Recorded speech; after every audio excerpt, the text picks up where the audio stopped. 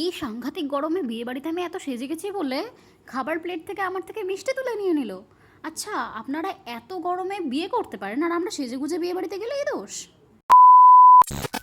দিনটা ছিল 22শে এপ্রিল আর মারাত্মক গরম ছিল সেই দিন। তো আমি আমার ওয়ারড্রপ থেকে একটা ব্ল্যাক শাড়ি পছন্দ করলাম। কখনো কোনো বিয়ে বাড়ি বা তো শুভ অনুষ্ঠানে ব্ল্যাক শাড়ি পরে যাইনি, সবাই বকবে বলে। কিন্তু সেদিন আমার কাছে এই ব্ল্যাকটা ছাড়ার কোনো অপশান ছিল না, এটাই ভীষণ পছন্দ হচ্ছিল। কোনোদিন পরিনি, ফার্স্ট টাইম পরবো তাই। তো তোমরা একটু প্লিজ ইগনোর করে যে ও বাড়ির ড্রেস পরে ভিডিও বানাচ্ছে। আমার একদম খেয়াল ছিল না যে ভিডিও বানানোর জন্য চেঞ্জ করতে হবে। কি করব, গরমকালে তো পাতলা পাতলা জামা কাপড় পরেই বাড়িতে থাকি। যাই হোক, চেঞ্জ করার কথা আমার মনে ছিল না। তো আমি সবসময় যেভাবে রেডি হই, যে কোনো শ্রাদ্ধ বাড়ি থেকে অনুষ্ঠান বাড়ি, বিয়ে বাড়ি পর্যন্ত আমি সেভাবেই রেডি হলাম। আমি লিপস্টিক, ব্লাশ আর মাস্কারা দিয়েই সবসময় রেডি হই। তো আমার ফোকাসটা ভিডিও করার থেকে রেডি হওয়াতে বেশি ছিল, তাই জন্য আমি আর চেঞ্জ করে আসিনি। বিয়েবাড়িতে আমাদের যাওয়ার কথা ছিল 7টা থেকে 7:30টার মধ্যে, কিন্তু আমার বাড়ি থেকে বেরোতেই 9টা বেজে গেছিলো। আর বিয়েবাড়িটা ছিল অনেকটা দূরে, প্রায় আমার বাড়ি থেকে 4টে বাড়ির পরে। তাই জন্য পাশের বাড়ি হয়ে আরও বেশি করে লেট করে গেছি। তো ঝপাঝপ আমি রেডি হয়ে শাড়ি পরে চলে এসেছি, আর একটা ইয়াররিং আর ঘড়ি পরেই ফুল লুক কমপ্লিট করে নিলাম।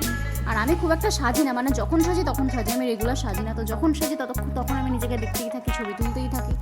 আর মেকআপটা কিন্তু ভীষণ সুন্দর হয়েছিল। আমি যে ফাউন্ডেশন ছাড়া সবসময় মেকআপ করি, আর সেদিন অত গরমেও বাড়ি থেকে বেরিয়ে ঘামার পরও মেকআপ যেরকম কি সেরকমই, মানে পুরো ফ্ললেস ছিল। আমার নিজের থেকেও আমার শাড়িটাকে বেশি ভালো লাগছিল, কারণ শাড়িটা ক্যামেরাতে ভীষণ সুন্দর আসছিল আর শাড়িটা আমার ভীষণ ফেভারিট ছিল। তারপর বাড়ি থেকে বেরিয়ে দুপা হেঁটেই পৌঁছে গেলাম বিয়ে বাড়িতে।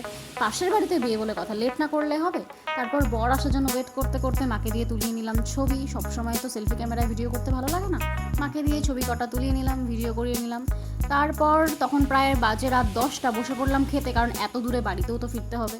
আর এই স্টার্টারটা আমার all time favourite, egg devil. সেদিনের প্রত্যেকটা রান্না ফাটাফাটি হয়েছিল, কারণ আমার ঠাকুমা রান্না করেছিল বলে কথা।